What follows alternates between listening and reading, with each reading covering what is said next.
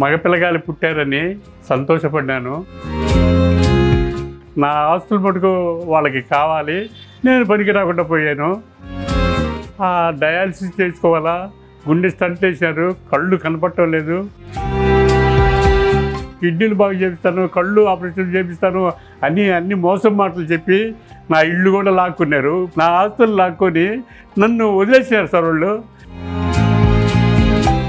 తొలి కానుపులో కొడుకు పుట్టాడంటే చాలు, వారసుడొచ్చేశాడు అంటూ తల్లిదండ్రులతో పాటు కుటుంబంలోని ప్రతి ఒక్కరూ సంబరపడిపోతారు. బారసాల దగ్గర నుంచి ఆ పిల్లాడిని స్కూల్కి పంపే వరకు హడావిడి మామూలుగా ఉండదు. ఫస్ట్ బర్త్డే వస్తుందంటే చాలు, ఏం చేయాలి, బాబుకి ఎలాంటి డ్రెస్ కొనాలి, బంగారు వస్తువు ఏం చేయించాలి, ఫంక్షన్ ఎలా చేయాలి, ఇలా తల్లిదండ్రులు తెగ గాబరా పడిపోతూ ఉంటారు. వీడు మనలా పెరగకూడదే, క్వాలిటీ లైఫ్ ఇవ్వాలి, మంచి ఇంగ్లీష్ మీడియం స్కూల్లో చదివించాలి, గొప్పోడిని చేయాలి. ఖాళీ దొరికినప్పుడల్లా భార్యతో భర్త చెప్పే మాటలిది. ఇక రెండో కానుపులో కూడా మగబిడ్డే పుట్టాడనుకోండి, వీడు అదృష్టవంతుడ్రా, వీడికి రావడమే కానీ పోవడం ఉండదు అని ఆడపిల్లకు పెట్టే కట్న కానుకలను ఉద్దేశించి ఎవరైనా అంటే ఇక ఆ తండ్రి ఆనందానికి అవధులుండవు. ఇక మూడో కానుపులోనూ మగబిడ్డే పుడితే మచ్చేసుకొని పుట్టేశాడ్రా వీడు అని బంధువులు, కుటుంబ సభ్యులు ఆ తండ్రిని మోసేస్తూ ఉంటారు. ముగ్గురు కొడుకులంటే మామూలు విషయమా, తండ్రిని కాలు కింద పెట్టనివ్వరు అని కబుర్లు చెప్తారు. కానీ అన్ని కుటుంబాల్లో ఇలా ఉంటుందా? కొడుకులందరూ తల్లిదండ్రులను కాలు కింద పెట్టనివ్వకుండా చూసుకుంటున్నారా అంటే లేదు. దీనికి పెద్ద ఉదాహరణే ఇప్పుడు నేను మీకు చూపించబోయే ఈ పెద్దాయన.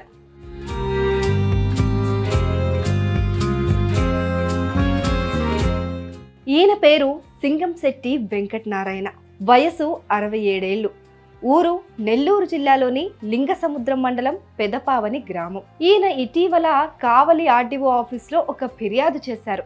నాకు 3 కొడుకులున్నారు సార్, వాళ్ళను బాగా చదివించి ప్రయోజకులను చేసి పెళ్లిళ్ళు చేశాను సార్. 3 సాఫ్ట్వేర్ ఉద్యోగాలు చేసుకుంటూ బాగా సెటిల్ అయిపోయారు సార్. నన్ను బాగా చూసుకుంటామని మాయమాటలు చెప్పి ఆస్తులు కూడా రాయించుకున్నారు సార్. కానీ ఇప్పుడు అనారోగ్యంతో ఉన్న నన్ను నడి రోడ్డు మీద వదిలేశారు సార్ అంటూ దీనంగా తన బాధను చెప్పుకున్నారు. తనను మోసం చేసి ఇంటిని లాక్కొని దాన్ని ఇప్పుడు అమ్మేయాలని ఒక కొడుకు చూస్తున్నాడని, ఆ ఇంటిని తనకిప్పించి పుణ్యం కట్టుకోవాలని కోరారు. ఈ వెంకటనారాయణ మా నెల్లూరు రిపోర్టర్ శ్రీనివాస్ కంటపడ్డారు. ఏమైంది పెద్దాయనా అని ఆయన్ని కదిలిస్తే ప్రతి మాటలోనూ ఆవేదనే, ప్రతి పలుకులోనూ కన్నీరే.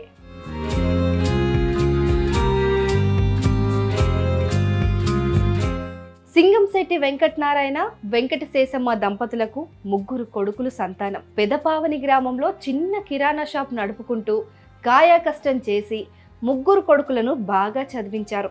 3 సాఫ్ట్వేర్ ఇంజనీర్లు అయ్యారు. పెద్ద కొడుకు వెంకట్ రాజేష్ చాలా ఏళ్లుగా ఆస్ట్రేలియాలోనే ఉంటున్నారు. రెండో కొడుకు మధుసూదన్ హైదరాబాద్లో సాఫ్ట్వేర్ ఇంజనీర్గా ఉద్యోగం చేస్తున్నారు. ఇక మూడో కుమారుడు నాథముని బెంగళూరులో సాఫ్ట్వేర్ ఉద్యోగం చేస్తున్నారు. ఈ 3కి వెంకటనారాయణ, శేషమ్మ దంపతులే పెళ్లిళ్లు చేశారు. అయితే కోడళ్ళొచ్చిన తర్వాతే ఈ కుటుంబంలో చీలికలు మొదలయ్యాయి. ఆస్తుల పంపకాలు తెరపైకి వచ్చాయి. వెంకటనారాయణ సంపాదించిందంతా కొడుకులు పంచేసుకున్నారు. తండ్రిని ఒంటరిని చేసి ఏడిపిస్తున్నారు. నాకు మా నాన్న పేరు నాదముని, మా అమ్మ పేరు సింగంశెట్టి రామలక్ష్మ. వాళ్ళు పనులు చేసి కొలత వేసి చనిపోయినాడు. తర్వాత మా అమ్మ ఉన్నప్పుడు పిల్లగాయలతోటి నన్ను సాగి నాకు వివాహం చేసినాడు సార్. మా అన్న చేసినాడు. వివాహం చేసిన తర్వాత కొద్ది రోజులుగా మా అమ్మ కూడా చనిపోయింది సార్. అప్పుడు మా పక్క గ్రామంలోనే మాట్లాడి మా అన్న అమ్మాయితో మాట్లాడి పెళ్లి చేశారు. తర్వాత నాకు ఒక పెద్ద మగ పిల్లవాడిని జన్మించినారు. ఆ మగపిల్లవాడు పుట్టాడు. నేను ఆమె సంతోషపడ్డాను సార్. వాళ్ళు పెద్ద అయిన తర్వాత వాడికి పెళ్లి చేసేసి వాడు విదేశాలకు వెళ్ళిపోయాడు సార్. వాడు ఎక్కడున్నా బాగుండేదే నాకు కారణము. కానీ నన్ను మటుకు అప్పుడప్పుడు చూసేవాడు. నేను ఆయన దగ్గరికి పోలేను. వాళ్ళు ఆడున్నా లక్షణంగా ఉండటమే నా కోరిక సార్. పెదపావని గ్రామంలో చిన్న కిరాణా షాపు నడుపుతూ కుటుంబాన్ని పోషించుకున్న వెంకటనారాయణ పిల్లల చదువులకు ఈ సంపాదన చాలదని ఎల్ఐసి ఏజెంట్గా జాయిన్ అయ్యారు. ఎల్ఐసి డిపాజిట్లు చేయించడం ద్వారా వచ్చే ఆదాయాన్ని భవిష్యత్ అవసరాల కోసం ఆయన పొదుపు చేశారు. అలా చెమటోడ్చి సంపాదించిన డబ్బుతో కావలిలో నక్కా ఉషారాణి అనే మహిళ నుంచి ఒక ఇంటిని కొనుగోలు చేశారు. 2003 నవంబర్ 19న వెంకటనారాయణ పేరిట ఆ ఇల్లు రిజిస్ట్రేషన్ జరిగింది. కావలిలోని వెంకటేశ్వర థియేటర్ కి దగ్గరలో ఉన్న ఈ ఇంటికి ఇప్పుడు బోలెడంత డిమాండ్, మంచి రేటు పలుకుతోంది. వాస్తవానికి 2003 నుంచి ఇదే ఇంట్లో ఉంటూ వెంకటనారాయణ ముగ్గురు కొడుకులు చదువుకున్నారు. వెంకటనారాయణ మాత్రం పెదపావని గ్రామంలోనే ఉంటూ కిరాణా షాపు చూసుకునేవారు.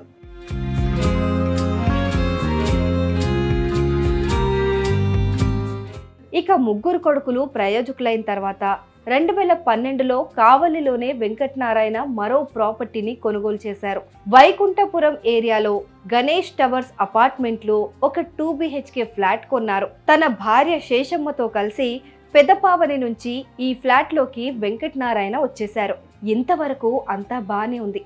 అయితే చిన్న కుమారుడు నాథమునికి పెళ్లి జరిగిన తర్వాత నుంచి అసలు కథ మొదలైంది. కావలిలోని వెంకటేశ్వర థియేటర్ దగ్గరలో వెంకటనారాయణ కొనుగోలు చేసిన ఇంటిని నాథముని 2022 జూలై 21న తన పేరిట ట్రాన్స్ఫర్ చేయించుకున్నాడు. మూడో సంతానం కూడా మగపిల్లవాడు పుట్టాడు. బాగా సంబరపోయినాను నేను. వాని పేరు కూడా మా నాన్న నన్ను బాగా చూసుకుంటాలని మా నాన్న పేరు మూడోవాడికి పెట్టాను, నాదముని అని. మా నాన్న పేరు నాదమునే, నాకు మూడో కుమారుడు పేరు నాదమునే పెట్టాను. అన్నీ సంబరపోయి సంతోషపడ్డాను.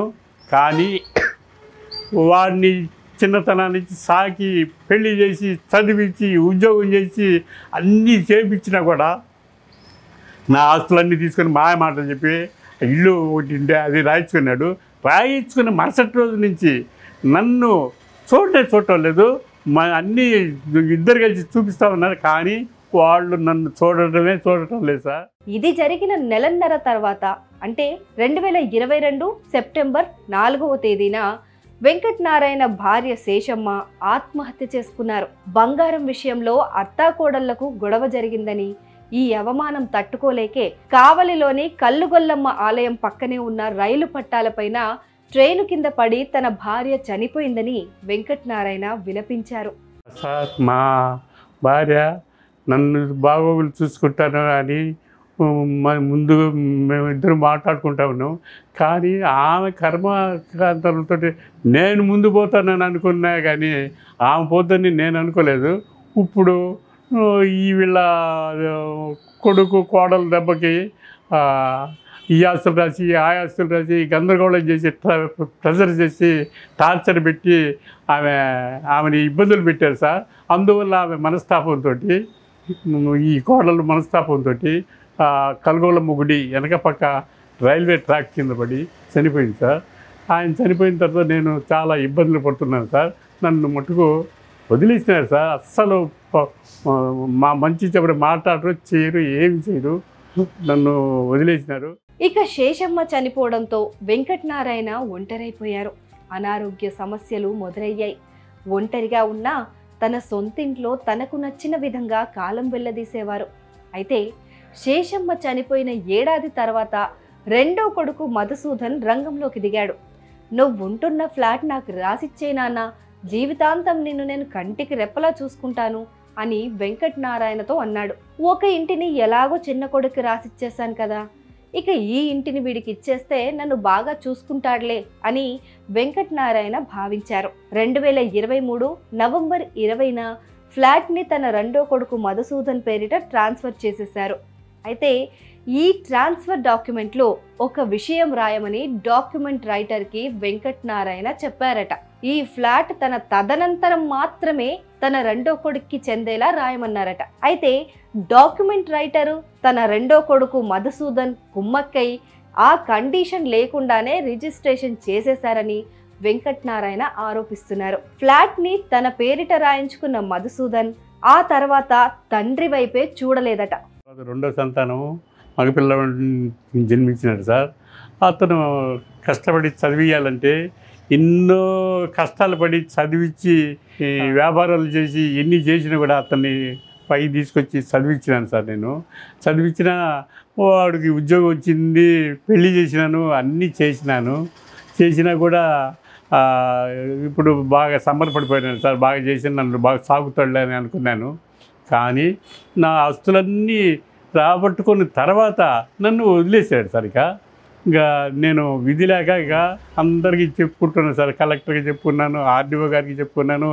నా ఇల్లు నాకు రిజిస్టర్ క్యాన్సిల్ చేసేసి నా ఇల్లు నాకు ఇవ్వమని బతిలాంటి అందరికీ అర్జీలు పెట్టుకున్నాను సార్. కానీ నాకు ఒక్కరు కూడా న్యాయం చేయలేదు సార్. నాకు ఎంత కష్టపడి సంపాదించిన ఆ విధంగా సులభంగా అమ్ముకొని వాళ్ళు చేతుల్లో డబ్బులు పెట్టుకొని వాళ్ళు నన్ను వదిలేసారు సార్. నన్ను ఇక నేను విధి లేక నేను అందరికీ చెప్పుకుంటున్నాను సార్. నాకు న్యాయం చేయమని అడుగుతూ ఉన్నాను.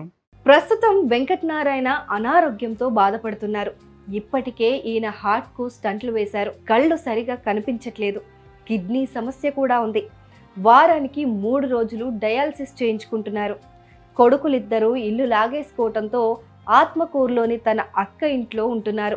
ఆమె సాయంతోనే హాస్పిటల్కి వెళ్లి డయాలసిస్ చేయించుకుంటున్నారు. తన వైద్య ఖర్చులకే నెలకు 20,000 రూపాయలు అవుతుందని వెంకటనారాయణ చెప్తున్నారు. 3 కొడుకులు పుడితే సంబరపడిపోయానని, నన్ను ఉద్ధరించేస్తారని అనుకున్నానని, కానీ నేను సంపాదించిందంతా లాక్కొని ఇప్పుడు నన్నే రోడ్డుపైన పడేస్తారని ఊహించలేదని ఆ తండ్రి ఆవేదన వ్యక్తం చేస్తున్నారు.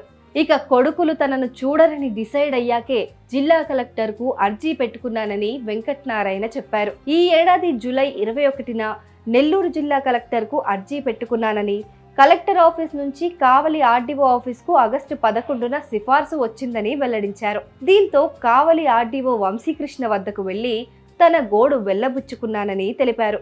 నేను చనిపోయినానంటే నేను ఎక్కడ ఏ బజార్లో పడుకోవాలో ఎవరు రానిస్తారు సార్? నన్ను ఇంటికి ఎవరు రానిరు కదా. నా ఇల్లు నాకు ఇప్పించమని ప్రార్థిస్తున్నాను సార్.